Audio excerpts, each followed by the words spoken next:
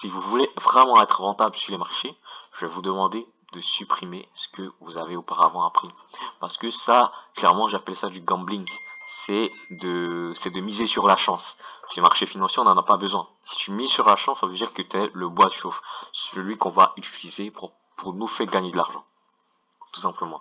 Et je veux vraiment pas que ceux qui vont commencer à suivre cette vidéo soient dans cette optique-là. Je veux que, au sorti de cette série de vidéos, vous soyez capable, tout simplement, en fait, de réussir vos trades, d'être rentable, de comprendre ce que vous faites réellement sur le marché, de vraiment suivre la vision des market makers et ne pas, en fait, être ce bois de chauffe qu'on va utiliser pour nous faire gagner de l'argent, tout simplement. Never at ease, I don't know a limit. Chasing a dream, I don't know what sleep is. I got a queen, she lit me to eat it. She ripe like a peach and she snapped me to snippet. You well overdue for that link up in person. Text me to fall through its murder, she wrote it. Still up with courage, you're doing a service. Pull up to the crib, I'm equipped with the brush. Bonjour à tous et à tous, j'espère que vous allez bien, j'espère que vous portez à merveille. Et bien aujourd'hui tout simplement on va entamer une série de vidéos qui va certainement vous aider dans votre façon de travailler sur les marchés financiers. Déjà c'est une série de vidéos pour vous expliquer un concept de trading qu'on appelle généralement la SMC, la Smart Money Concept. C'est le fait de comprendre en fait la transaction ou bien l'évolution de l'argent tout simplement sur le marché financier. Et déjà en fait pour comprendre cette évolution, il y a une première chose que vous devez savoir, tout simplement. Pour comprendre cette évolution, il y a une première chose que vous devez savoir. Et la première chose que vous devez savoir, c'est de comprendre les objectifs de ces personnes qui dirigent les marchés.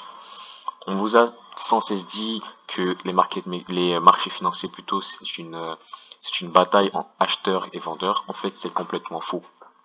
Il n'y a jamais eu et il n'y aura jamais de bataille entre acheteurs et vendeurs parce que tout simplement, en tant que retail, en tant que trader individuel, en fait, on n'a pas ce pouvoir de combattre qui que ce soit. Voilà. On n'a pas ce pouvoir de combat qui se soit. Toutes ces personnes qui vous disent que les marchés financiers c'est un combat entre acheteurs et vendeurs, et si par exemple le marché chute, c'est tout simplement parce que les vendeurs ont gagné, c'est faux. Si le marché chute, c'est parce que les market makers ont investi, parce qu'ils ont distribué leur position, tout simplement. Il n'y a rien de cela il n'y a pas de combat entre acheteurs et vendeurs, pas du tout. Vraiment pour vous donner un exemple, pour que vous compreniez un peu la chose, les investissements des market makers, donc des grandes institutions financières, etc., est dans l'ordre des centaines de millions de lots. Donc un trader qui prend un lot à 1 ou un lot à 10 ou un lot à 100 maximum, on sait que il n'y a vraiment pas une once de possibilité, si je dois dire ça comme ça, pour qu'il influe sur les marchés. Et bien c'est comme ça que vous devez voir les choses. Voilà. En gros, comparé à une banque qui a investi des centaines de milliards ou même puisqu'on parle de 5000 trilliards de dollars qui affluent chaque jour censé sur le Forex, eh bien, on sait que déjà, on a au moins peut-être 4000 trilliards qui sont investis par les grandes institutions, peut-être même beaucoup plus. Du coup, on n'a aucun pouvoir en tant que retail sur les marchés. Déjà, il faut savoir qu'il y a deux types de retail. Moi, voilà, c'est ma façon un petit peu de les situer, de nous situer tout simplement. J'appelle affectueusement ceux qui savent, enfin les retail qui savent et les retail qui ne savent pas.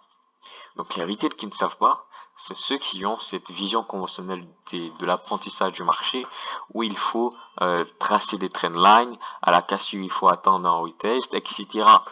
En fait, cette vision conventionnelle du marché va vous amener à prendre des investissements très erronés parce que les market makers sont dans l'objectif en fait de vous faire perdre de l'argent, donc de rechercher votre liquidité. En fait, on va entrer dans ce concept, mais déjà je vais vous mettre un petit peu dans le bain pour que vous supprimiez en fait tout ce que vous avez appris. Si vous voulez vraiment être rentable sur les marchés, je vais vous demander de supprimer ce que vous avez auparavant appris. Parce que ça, clairement, j'appelle ça du gambling. c'est de miser sur la chance. Sur les marchés financiers, on n'en a pas besoin. Si tu mises sur la chance, ça veut dire que tu es le bois de chauffe, celui qu'on va utiliser pour nous faire gagner de l'argent, tout simplement. Et je veux vraiment pas que ceux qui vont commencer à suivre cette vidéo soient dans cette optique-là. Je veux que, au sorti de cette série de vidéos, vous soyez capable, tout simplement, en fait, voilà, de réussir vos trades, d'être rentable, de comprendre ce que vous faites réellement sur le marché, de vraiment suivre la vision des market makers et ne pas en fait être ce bois de chauffe qu'on va utiliser pour nous faire gagner de l'argent, tout simplement. Et du coup, la première chose que vous devez savoir, c'est tout simplement de comprendre l'objectif de ceux qui dirigent les marchés. Parce que si notre objectif, ce sera de suivre en fait ces market makers, de suivre leurs investissements, en fait de rentrer dans la vague, si on va dire ça comme ça, eh bien on va devoir comprendre ce qu'ils font. Et la première chose qu'ils font tout simplement, en fait, c'est de rechercher de la liquidité. Mais ils le font en fait sous différentes formes. La première forme, en fait, c'est tout simplement ce que j'appelle la recherche de liquidité libre. Donc, on va rentrer dans ces concepts-là devant. Donc, on va vraiment on va dire mieux les voir, mieux les appréhender. Mais pour l'instant, ce que vous devez savoir, c'est que les market makers ont un objectif de recherche de liquidité pour leurs investissements. Donc, je prends un exemple. Si les market makers veulent investir de l'argent, qui n'ont pas en fait la totalité de cet argent qu'ils vont investir, bah ils vont investir en compte courant pour rechercher cette liquidité.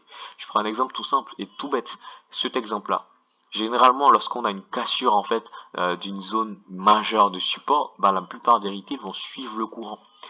Déjà, il y a un type de trader qu'on appelle les breakout traders qui vont tout simplement chercher à mettre ce qu'on appelle des ordres stop juste en zone pour suivre la vague. Donc ils vont se dire lorsque le prix va toucher ce niveau-là, eh bien il va continuer. Et juste penser cela, c'est erroné. Déjà il faut comprendre certaines choses. Il faut comprendre en fait pourquoi est-ce que les market makers ont directement investi à casser ce niveau-là et pas peut-être retester, tu vois. Il faut déjà comprendre ce genre de choses-là. Vous posez des questions. Rien n'est fait au hasard sur les marchés financiers. Rien du tout n'est fait au hasard. Du coup, pourquoi est-ce que les market makers sont rentrés? Tout simplement parce qu'ils n'avaient pas peut-être la totalité de la liquidité qu'ils recherchaient pour propulser ce mouvement. Donc ils sont encore allés rechercher la liquidité, donc créant une fausse cassure ici tout simplement, pour prendre ce qu'on appelle les breakout traders et ceux qui vont vouloir suivre la tendance. Donc deux types de traders, deux types de retail vont se faire bouffer ici tout simplement. Ensuite on aura ce mouvement qui va aller à la hausse. Pourquoi? Parce qu'il y a certainement des personnes qui ont entamé le swing dès ici. Donc ils ont certainement mis des SL ici. Tout simplement le marché, les market makers sont allés tout simplement chercher cette zone de liquidité là pour entamer le mouvement. Et une autre chose qui est très intéressante en plus de cela dans ce cours du GBP USD, c'est quoi? En fait, c'est cette zone de consolidation qui a été continue. En fait, déjà, vous devez savoir que les zones de consolidation, tout simplement, c'est des zones où on recherche de l'argent, où les market makers vont rechercher de la liquidité, donc vont essayer de faire des plus hauts, etc., etc. Par exemple, dans ce type de zone de consolidation où le marché est dans une optique de chute, donc une zone de distribution. Et bien, les market makers vont être s'ils étaient dans l'optique en fait de rechercher encore de l'argent, de la liquidité, ils allaient en fait aller plus haut. Mais on se rend compte que, dans cette zone, on va aller en 4 heures, vous allez voir, on se rend compte tout simplement que dans cette zone, eh bien, on a les market makers, en fait, tout simplement des zones où, ils se fait des paliers descendants. En gros, ils n'ont pas essayé d'aller plus haut. Ça veut dire qu'ils ont déjà eu la totalité, par ce mouvement, ils ont eu la totalité de la liquidité qu'ils cherchaient. Donc, il n'y a plus de raison, en fait, d'aller encore plus haut. Et voilà pourquoi le marché s'est mis tout simplement à chuter. Donc, l'objectif maintenant pour le GBP USD, en fait, c'est qu'ils reviennent, vraiment qu'ils chutent, et qu'ils reviennent au moins chercher ce niveau-là, tout simplement. Du coup, on voit un petit peu que déjà comprendre ce que les market makers veulent faire, cherchent à faire en fait au travers de leurs investissements, au travers de ce qu'ils font, parce que déjà lorsqu'on fait un investissement, que ce soit normal, enfin physique ou sur le marché financier, eh bien ça laisse des traces. Et donc ces traces-là, c'est des informations pour nous permettre en fait de comprendre l'objectif des market makers. C'est vraiment ce que vous devez chercher à savoir lorsque vous venez sur vos graphiques. Essayez de comprendre l'objectif des market makers. Donc comme je le disais, dans le premier objectif de les market makers, en fait, qui est la recherche de liquidité, on a ce qu'on appelle la recherche de liquidité libre et on a ce qu'on appelle la recherche de liquidité par manipulation.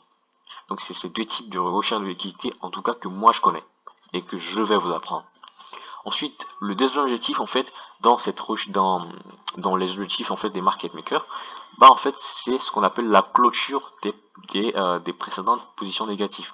Parce qu'il faut savoir une chose, c'est que dans leur objectif de recherche de liquidité, bah, les market makers font des investissements en fait qui sont bien entendu en fait comment je veux le dire, ils font des investissements à contre-courant, donc à contre-tendance, dans l'objectif en fait de catch le maximum de liquidité.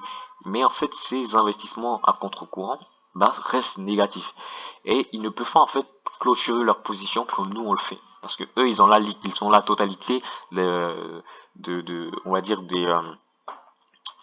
des actions sur les marchés. Du coup, s'ils se mettent à clôturer à tout va leurs investissements, bah il y aura forcément un dérègle, ou bien on va dire un dérèglement, ou bien un dysfonctionnement, tout simplement, je vais appeler ça comme ça, sur les marchés financiers. On aura un marché financier qui sera pas en fait cohérent, tout simplement. Du coup, ils sont obligés de laisser ces positions négatives ouvertes pour après en fait revenir les rechercher et les clôturer. Voilà pourquoi généralement vous allez entendre que lorsqu'on casse un niveau de support, le marché doit revenir retester ce niveau, etc. En fait, c'est tout simplement ça. Voilà. Donc, déjà, on a une vision assez claire des marchés financiers. Le but, c'est de comprendre le détail. Ce n'est pas de survoler la chose, parce que quand vous survolez la chose, vous allez en fait omettre énormément d'informations. Et ces informations sont très importantes dans votre prise de décision sur les marchés financiers. Le fait, par exemple, de se dire, ok, lorsqu'on casse un autre support, le marché doit retester, etc., c'est survoler l'information. Parce que derrière cela, il y a beaucoup d'autres informations à prendre en compte. Et je sais que si vous tradez depuis peut-être un bon bout de temps, vous allez savoir que souvent le marché ne reteste pas, il s'en va directement. Pourquoi? La question est de savoir pourquoi est-ce qu'il ne reteste pas. Vous n'allez pas en fait rester dans cette optique où, voilà, parce que si le marché n'a pas retesté, c'est parce que, vas-y, on y va, on le prend. Non. Vous devez savoir pourquoi est-ce qu'il n'a pas retesté. Vous devez savoir pourquoi à ce niveau ici, dans cette zone de consolidation, le marché n'a pas essayé d'aller plus haut. Tout simplement parce qu'ils ont déjà récupéré la liquidité dont ils avaient besoin.